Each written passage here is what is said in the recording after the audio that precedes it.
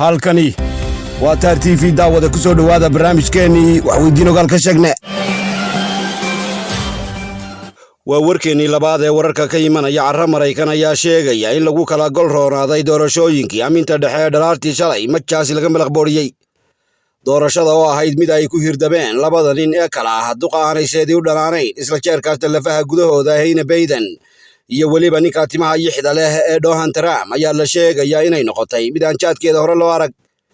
xisbiga jamhuuriga ee dalkaasi mucaaradka ku metela ayaa lagu soo warramaya inuu lib ku geeraarayo isla markaana uu hantay wambaro kala duwan oo ka mid ah labada aqal ee ergada iyo guurtida halka xisbiga haatan talada haya ee dimuqraadiga uu afweynta goostay isla jeerkaasna ay mooradu ku ciirsan tahay Donald Trump oo dharaartii maanta ahayd u deexday qolyaha wararka la rooraa ayaa sheegay inuu guushan iyo mid ka weynba filayay isla markaana ay sii wadi doonaan dagaalka ay kula jiraan duqa lafaha gudahooda ahayna Biden docda kale doorashadan ayaa la arkayay dar badan oo soo ragaal celiyay kuwaas oo ay ku jirtay afada burka u tuuri jirtay baarlamaanka Maraykanka ee Naasa Balaayo halka uu dirida u dhacay nin taxdhiga reeraha Turkida la yiri kaas oo lagu magacaabo Maxamed Oos ninkan oo dhabarka soo taabtay Donald Trump ayaa gabi ahaanba waayay wambarkii uu sibraarka u soo biyeystay iyaguna wararka naga soo gaaraya sidan iyo ceelka ina maqlaya ee arda sababa ayaa ku warramaya in dawladda Itoobiya ay hanteed holoftay oo dharigu saabka ka galay dawladdan uu dambaabo wiilka qotiga ee Abiy Ahmed oo guyaashanba qoobabka kula jirtay dagaalo riiq dheeraaday ayaa laga soo sheegaya in dhaqaalaheedu afweynta goostay oo la waayay daasad garawa xogaha ayaa sheegaya in la waayay waxoogaygii lagu kala dhaqaajin lahaa howlaha shaqo ee dalkaasi taasoo soo waldaamisay in la waayo arrimo badan oo dalkaasi laga qaban lahaa tan ayaa timi kadib markii ay duulka reer bogox dhacanta iyo buucsinkaba u jiideen dhowrtadii lagu waqaqayn jiray dalkan sida qobtolka isugu karkaran kadib markii uu Abiy Ahmed dhagaha ka furaystay dhawaaqii ka soo deedamay sidan iyo qolyaha reer galbeedka ah ee uu eebba ku galladay waxoogayga uskaga wargadiidkii maanta ka soo baxay guriga arda sababa looga arrimiyo ayaa lagu sheegay in Itoobiya kowl u raadsan doonto sidan iyo qolyihii hore daaha ugu rogay ee reer bogox dawladda ayaa sheegtay in loo goolmo yahay gambooyin tiradoodu dhan tahay 100 milyan oo ka bidaartala bowladahan dawarada ah ayaa ah shilimo loogu talagalay wax ka qabashada howlaha isku harban kuwaas oo ay ka mid tahay abaaraha dalkaasi ka taagan macaluusha marisay gurboodkii dalkaasi sidoo kalena caalwaaga ku dhacay gebi ahaanba dhalinta xoogga iyo weliba kasoo doogidda dagaalada lagu guruur beelay ee ka soconaya gobollada gaalaha iyo amxaarada ayaa Itoobiya arrimahani u soo duducay lama oga sida reer galbeedku ka yeeli doonaan qolyahan gorofka caydheed docdooda u soo lalansaday tiyo la xasuustay inay isulo kala dabayshadeen labada jeerood weli wararka geeska Afrika ayaynu dhex mushaaxaynaaye iyaguna dadka reer Suudaan oo dhalada laga saaray duul tuuta iyo toorey ku jeedhi qaaran ayaa lagu soo warramaya inay maanta duufaan ku kiciyeen meeshii ay gowdiideen askarta dalkaasi xaranta ku haysata dadkan oo ahaa camaaryeley weer cas ku jooqan ayaa la arkayay iyagoo qamaamaya toobiyaasha magaalada Khartoum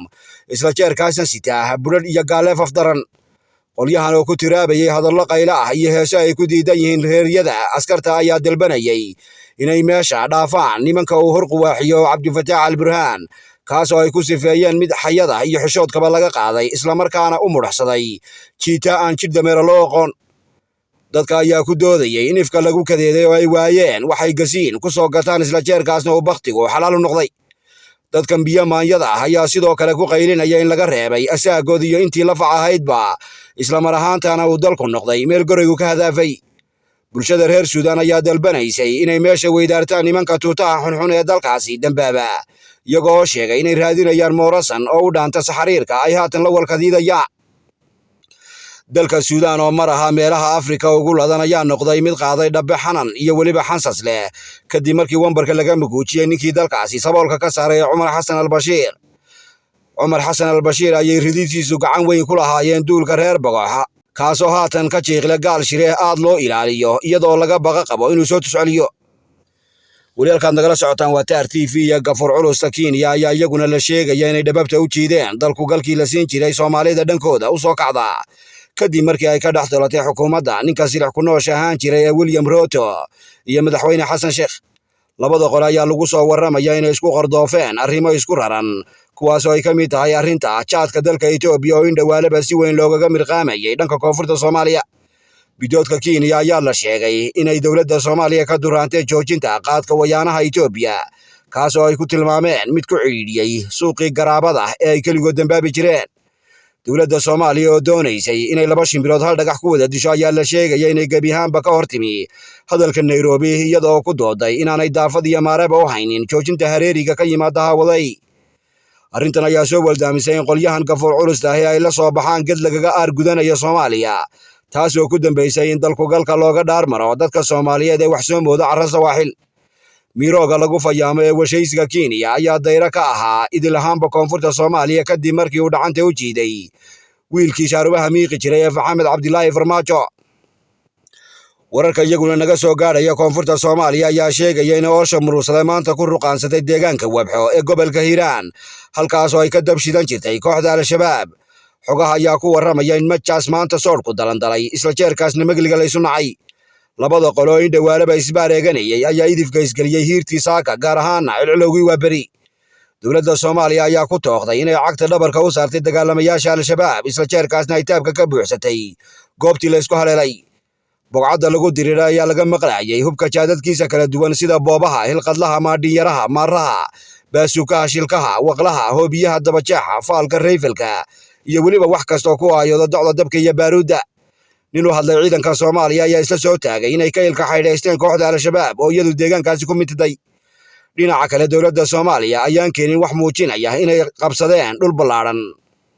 Dagaalada ka durfaandhabaya gobolka Galgaduud ayaa u muuqda kuwa hadda gunaanad ku dhowtiyo Al-Shabaab lagu hayo dabra weerar aan kala joogsi lahayn. Weli wararka Soomaaliya ayaynu dhex shibaaxaynaaye, isaguna ninka ku magacaaban guddoon ku-xigeenka gobolka Banaadir magaciisana la yidhi Cali Cabdi Wardheere ayaa isla soo galluubay in kooxda Al-Shabaab ay si gaara u beegsato shirkadda Hormuud, balse aanay xaggeeda isu qaban kuwa dhigooda ah sida shirkadaha Amal iyo Daabshiil. Ninkan oo ka dhurmayay dhalooyinka warka heecaysta ayaa ka dhawaajiyey in shirkadda Hormuud ay tahay mid la gabagabeeyey, balse kuwa aynigeeda ahi ay yihiin qaaran docdooda la jilleecin. Wiilkan oo hadalkiisa sii watay ayaa sheegay in loo baahan yahay sidii oo shahwiye keligood loogu dhiibi lahaa talada ceelka xamar, isla jeerkaasna loogu madax bannaanayn lahaa ganacsigooda. Dad badan oo ka dareen celiyay hadalka Cali Yara Cali ayaa ku sifeeyey hadur iyo hawtalhamag meel waayay iyaga oo bineexiyey in shirkadaha uu eedda kula duldhacay ay yihiin kuwa cawo noolba loo geysta nabaraad u daran. Dadka ayaa tusaale u soo qaatay dilkii badheerka ah ee loo geystay gurboodkii u dhalay madaxii hore shirkadda Daabshiil qaybteeda ceelka xamar, Xasan Cabdi Cawad, kaasoo si badheer dhalaankiisa loola eegtay rasaas galaafatay dhowr cunug oo aan waxba galabsan. Sidoo kale, kooxda Al-Shabaab ayaa gugii 2019 qarax kala ayaansatay xarunta shirkadda Daabshiil ee suuqa Bakaaraha, halka bil ka horna ay Al-Shabaab gugaha ka dhigtay birihii warlaliska ee deegaanka Caada Kibir. Isku soo xooriyo hadalka Cali Yara Cali ayaa noqday mid aad loola yaabay, isla markaana aan helin gar iyo dow iyo weliba cido garowda. Walaalkaad nagala socotaan waa Taar TV. Waxaa shil nabadeed lagu qabtay magaala madaxa dalka Itoobiya Addis Ababa, kaasoo daarana heshiisiinta beelaha Soomaalida iyo qotida Oromada, kuwaasoo birta iskaga aslay dhowrkii bilood ee ugu dambeeyay dagaalla ay isku muteen oo ku dhex maray gobolka Liibaan, gobolka Afdheer iyo deegaanka Guridhaamoole. Waxaana halkaasi uga qayb galay beesha Soomaaliyeed, odayaasha, waxgaradka, nabadoonnada, wadaadada, waayeelka iyo duqaytida beesha Gure, halka ay beesha Oromadana uga soo qayb galeen abaagadhayaasha iyo hoggaanada beeshaasi.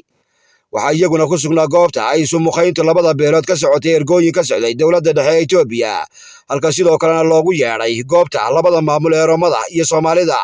iyo weliba guddoomiyaasha gobollada Faafan iyo Liibaan.